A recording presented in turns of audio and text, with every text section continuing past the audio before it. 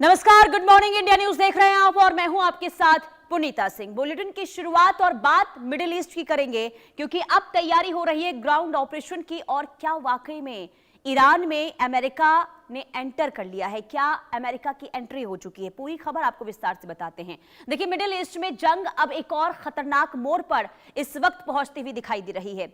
लगातार air strike के बाद अब खबरें ये सामने आ रही हैं कि अमेरिका ईरान के खिलाफ संभावित ग्राउंड ऑपरेशन की तैयारी कर रहा है। रिपोर्ट्स की माने तो अमेरिकी प्रशासन के भीतर कई दिनों से सैन्य विकल्पों पर चर्चा चल रही है और राष्ट्रपति डोनाल्ड ट्रंप के सामने ऐसे प्रस्ताव रखे गए हैं जिनमें ईरान के रणनीतिक आइलैंडों पर सैन्य कार्रवाई तक के विकल्प शामिल हैं।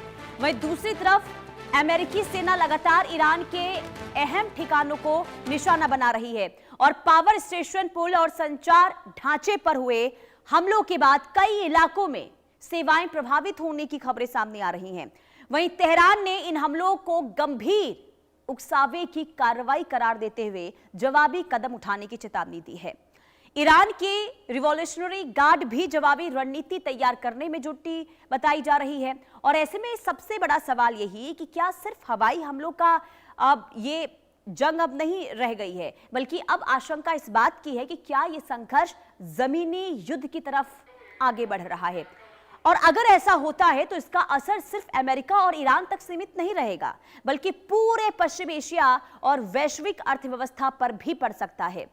देखिए, अमेरिकी एक्सपर्ट का भी ये मानना है कि अगर ईरान पर विजय पाना है तो जमीनी जंग जरूरी है। और माना यह जा रहा है कि ईरान में अमेरिका अपने सैनिक उतार सकता है जो भीषण जंग को जन्म देगा। हालांकि इसके लिए अमेरिका को बॉडी बैग के लिए भी तैयार रहना होगा। यानी ये कह सकते हैं जो तैयारी इस वक्त अमेरिका की ओर से हो रही है ग्राउंड ऑपरेशन की, और अगर ऐसा होता है, अगर वाकई में जमीनी हमले अमेरिका की ओर से ईरान की अलग अलग जगहों पर किए जाते हैं तो फिर स्थिति बहुत ज्यादा खराब और हालात ऐसे भी हो सकते हैं कि जिसे संभालना मुश्किल हो जाएगा। क्योंकि अब अमेरिका ये तैयारी कर रहा है कि बड़े पैमाने पर जो अमेरिकी सैनिक हैं उन्हें तेहरान में दाखिल करवाना है।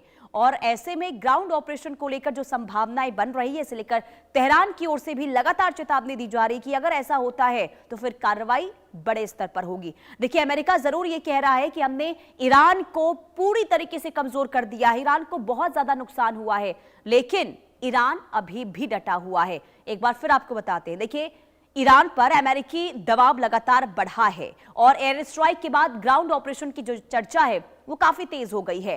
ट्रंप के सामने सैन्य विकल्पों की समीक्षा है और ईरानी द्वीपों पर कार्रवाई का दावा भी हो रहा है। रणनीतिक ठिकानों को निशाना बनाया गया है। इधर बिजली और संचार ढांचे पर हमले की खबर सामने आ रही है।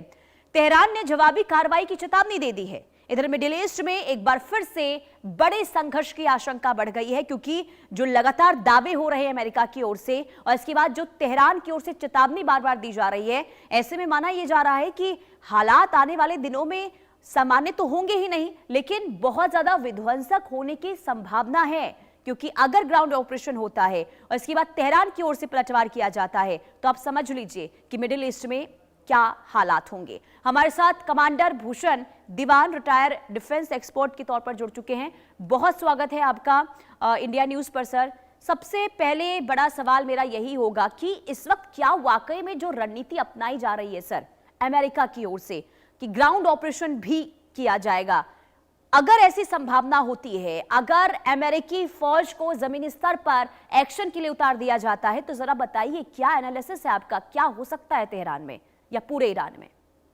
पुनीता जी, ये जो 3-4 दिन से अमेरिका ने बम्बार्डमेंट चालू किया है क्रिटिकल डिफेंस इंस्टॉलेशंस पे, खर्ग आइलैंड पे, बंदर अब्बास पे, उनके मिसाइल बेसिस को, उनके ब्रिजेस को, उनके स्ट्रेटेजिक लॉजिस्टिक्स चेन को तबाह करने का काम किया है।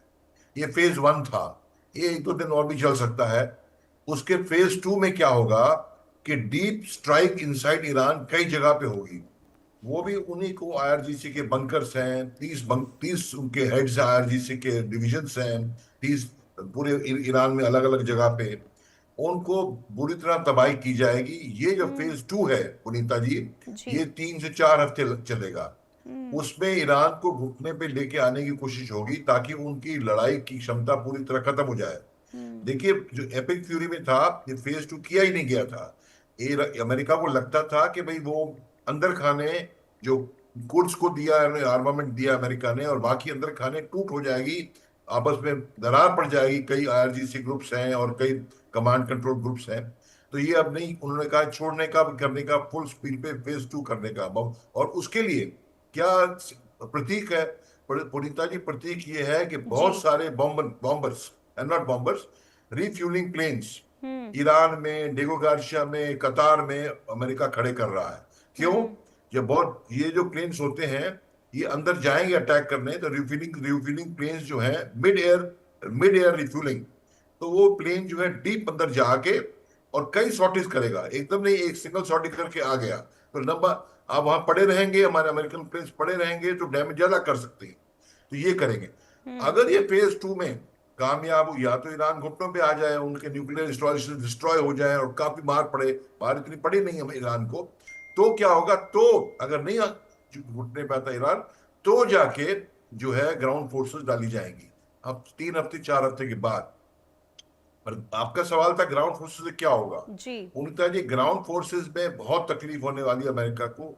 जीतना मुश्किल, जीतना आसान नहीं है। बॉडी बैग्स बड़ा अच्छा आपने एनालिसिस कवर किया है, बॉडी बैग्स बढ़ जाएंगे, और बॉडी बैग्स जब बढ़ेंगे, अभी भी ट्रम्प को पूछा जा रहा है, भाई तुमने क्या पाया क्या खोया? अभी 3-4 महीने से तुम आए हुए हो, मार्च गया, अप्रैल गया, मई गया, जून गया, तो 4 महीने से 28 फरवरी शुरू हुआ था, तो कुछ तो पाया नहीं आपने। बल्कि 28 फरवरी के पहले तो हॉर्मुज़ खुला हुआ था, दुनिया त्रासदी में नहीं थी, ऑयल का संकट नहीं था, आपने आगे बंद करा दिया। अब भागे भागे फिर रहे हो खुलवाने को, ब्लॉकेड ईरान के पोर्ट्स को करने को। तो ये जरूरी नहीं कि जो उनका ऑपरेशन है ग्राउंड का, बहुत नुकसान भी होगा और बहुत ज्यादा फोर्सेस चाहिए। अभी तो 50,000 सैनिक अमेरिका के उस एरिया में, पर्शियन गल्फ एरिया के आसपास, कतार वगैरह और बहरीन वगैरह सब हैं।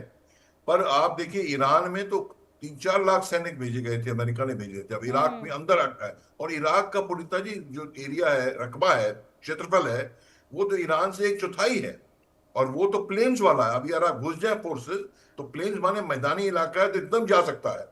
यहाँ तो मैदानी इलाका नहीं है, पहाड़ भी हैं, जंगल भी हैं। ईरान ऐसा कंट्री है, तो इनको दबाना। लेकिन ये सर, मैं आपसे एक चीज यहां पर समझना चाहूंगी, क्योंकि देखिए इस वक्त डोनाल्ड ट्रंप की ये कोशिश हो रही है कि जो उनकी छवि पर जो डेंट लगा था उसे साफ किया जाए, क्योंकि चुनाव है अमेरिका में। और दूसरी तरफ अगर आम, क्योंकि अब देखिए ईरान के अंदर जो सिविलियंस ठिकाने हैं वहां पर अटैक शुरू हो गए हैं। आप इसके बारे में समझाइए कि आखिर अब करना क्या चाहता है अमेरिका? डोनाल्ड ट्रंप क्या वाकई में जमीनी स्तर पर अगर हमले करते हैं तो उसमें तो अब सोचिए कि आम नागरिकों को भी तो नुकसान होगा ना। तो क्या बिल्कुल होगा। वाकई में ऐसा कदम उठा सकता है क्या अमेरिका? वो तो अमेरिका तो अभी, हमको स्पष्टवादी होना चाहिए। अमेरिका तो गुंडा नंबर 1 है दुनिया का। 900 military bases all over the world रखे हुए हैं। टेबल टेनिस खेलने नहीं रखे हुए उन्होंने, कहीं भी रजीम चेंज कर देते हैं। लीबिया को गद्दाफी को उड़ा दिया। लीबिया में गद्दाफी क्या कर रहा था? वो पूरे अफ्रीका को अपने जो जो डॉलर का, पेट्रो डॉलर का एक छत्र राज है, जिसकी वजह से अमेरिका भी छाया हुआ है दुनिया में, उसको तोड़ने का काम क्या कर रहा था? अफ्रीका के अंदर एक गोल्ड नया कॉइन, अफ्रीकन कॉइन चलाने वाला था, और अमेरिका को मंजूर नहीं था। क्यों?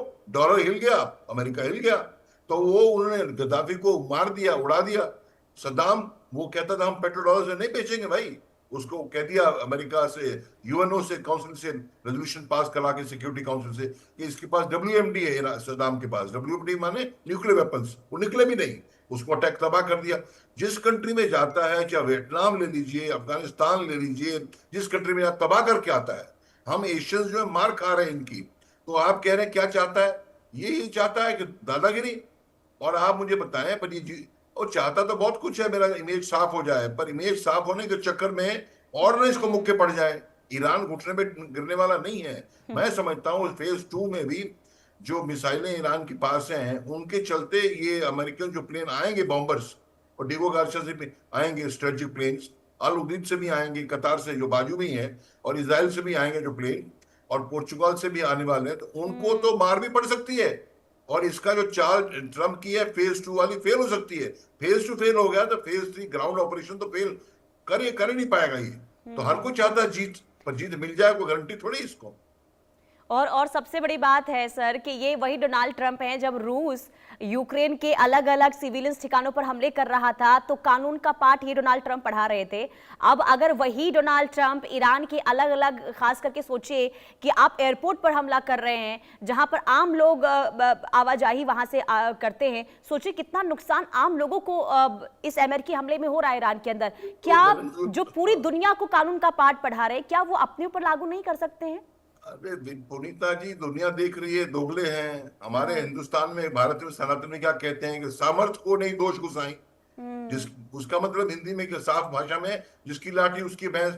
अब इसको दबाने वाला कौन है? अब देखिए आप कैसे दुनिया त्रासदी में जाएगी। ऑलरेडी $90 पर बैरल तक टच हो गया है और $75 पर बैरल से 90 हुआ, $15 बैरल बढ़ गया। हमारा जो इंपोर्ट है ऑयल का, इंपोर्ट तो यहाँ बहुत कम प्रोड्यूस करते हैं, हम रिफाइन करते हैं, पर क्रूड ऑयल, क्रूड मन रफ ऑयल जो इनपुट है वो तो बाहर से लेते हैं, एलपीजी बाहर से लेते हैं 90%। तो जब ये $1 पर बैरल बढ़ता है तो $15 बढ़ा हुआ है। आगे चला है तो आगे तो ये $120 भी जा सकता है। $1 पर बैरल का मतलब है हमारा जो इंपोर्ट का जो बिल है, खर्चा है, वो $2 बिलियन बढ़ता है। अभी समझो 140-150 बिलियन डॉलर होता है सालाना एवरेज। लड़ाई हो गई तो 15 माने $30 बिलियन और माने 20% बढ़ गया। और ये तो आधी बात है। 50 बिलियन, हमारा $130 बिलियन दुनिया भर से हमारे जो आपके भाई, मेरे भाई, दोस्त काम करते हैं, वहां से पैसा भेजते हैं। $130 बिलियन भेजते हैं, और अमेरिका, यूके, यूएस से सब मिला के उसमें से $50 बिलियन तो गल्फ से आता है। वो कम हो जाएगा कि जब वो अपनी ऑयल इंडस्ट्री बंद करेंगे, कंस्ट्रक्शन लड़ाई होगी, oil industry, hotel industry, construction industry, हमारे लोग वापस आएंगे तो वो $50 बिलियन का तो आधा हो जाएगा, $25 बिलियन और हमको चपत पड़ेगी। और ये हालात तो सिर्फ स्ट्रेट ऑफ हॉर्मुज के बंद होने के बाद है सर। अब सोचिए कि ईरान तो ये कह रहा है कि बाब अल मंदेब भी बंद कर देंगे, फिर आप सोचिए क्या होगा। मैं वही कहने आने वाला था, बहुत अच्छा बताया आपने। ईरान तो, जब आप mister America and Israel no holds barred कर रहे हैं, मतलब कुछ भी करेंगे, ईरान भी कुछ भी करेगा। बाबल मंडप बंद किया तो आप देखिए भारी तलसादी होगी, इंडिया को कम होगी, पर जो यूरोप को ऑयल जाता है 6-8% जो निकलता है गल्फ से, वहां जाता है, वो बाबल मंडप स्वेज से जाता है, और वो बाधित होगा, उनको यूरोप को तकलीफ होगी। नंबर 1। नंबर 2, चाइना का और यूरोप के साथ इतना ट्रेड है, जिसे कहते हैं ना एशिया यूरोप ट्रेड रूट, तो वही है, तो वो बंद हो जाएगा। जब वो बंद हो गया तो चाइना, इसमें तो मुझे ये लगता है 2 चीजें लगती हैं। चाइना एक ऐसा पावर है जिसको बहुत ज्यादा इफेक्ट होगा अगर बाबल बंद हुआ। अगर क्या बंद होगा ही, वो देखना आप। और दूसरी बात यह है, अगर न्यूक्लियर पावर बन जाता है इसी के चलते 1-2 महीने में, ईरान बड़ा मुश्किल है। अभी तो पहला फेज 2 में इनके फोर्डो और इस्फहान डीप स्ट्राइक करेंगे, उनको न्यूक्लियर को डिस्ट्रॉय करने के लिए ही करेंगे। सिविलियन भी साथ है, मनेंगे, ठीक है, नहीं गलत बात है बहुत, पर ऐसा होगा। पर वो अगर न्यूक्लियर डिस्ट्रॉय ना कर पाए, हार्डन बंकर ईरान के न्यूक्लियर वाले डिस्ट्रॉय ना कर पाए, और ईरान के हाथ में न्यूक्लियर वेपन आ गया, तब जाके पुनीता जी युद्ध रुकेगा। कोई सामर्थ होता है आदमी तो उससे लड़ता कोई नहीं है, वो रुक सकता है, नहीं तो ये युद्ध आगे बढ़ेगा ही। ईरान तो चुप बैठेगा नहीं। आपने हमारे आयतुल्लाह को मार दिया 4 महीने, तो हम तो पीछे पड़े हुए हैं आपके। और गल्फ को डिस्ट्रॉय करेगा। अभी डिसल्यूशन प्लांट, पावर प्लांट कुवैत की उड़ा दी है। जब पानी नहीं मिलेगा कुवैत में तो कंट्री बंद हो गई भाई। उनके तो पानी, समुद्र का पानी थोड़ी पीते हैं आप। डिसल्यूशन प्लांट के फ्रेश वाटर बनाते हैं उसको, तो पूरा गल्फ तबाही में जाएगा। और आप कह रहे हैं कि ये अपनी साख साफ करना चाहता है, चमकाना चाहता है। अरे बाबा, साख तुम्हारी खराब हो जाएगी। और सवाल क्या है, मैं छोटी सी बात है, आप बताओ, आपने सुना होगा पुनीता जी, ट्रंप ने कहा है अगर हमने होर्मुज़ का कंट्रोल लिया ईरान को हटा के, तो भाई हम जो है ना 20% चुंगी लेंगे, 20%। बोलो तो $2 बिलियन का, अगर समझो $75 पर बैरल है, 20% का मतलब 14, 70 × 20, $14 पर बैरल बढ़ गया तो 70 का 85 हो गया। और ईरान अगर लेता, ईरान ने क्या बोला, 2 मिलियन बैरल का जहाज आएगा तो $2 बिलियन लेंगे, माने $1 $2 ले लो, $3 कहाँ 73। महत्वपूर्ण जानकारी आप दे रहे हैं। फिलहाल समय इतने की इजाजत देता है, माफी के साथ आपको यहाँ रोकना चाहूंगी। बहुत शुक्रिया इंडिया न्यूज के साथ जुड़ने के लिए सर। और आगे बढ़ते हैं, बड़ी खबर वेनेजुएला से सामने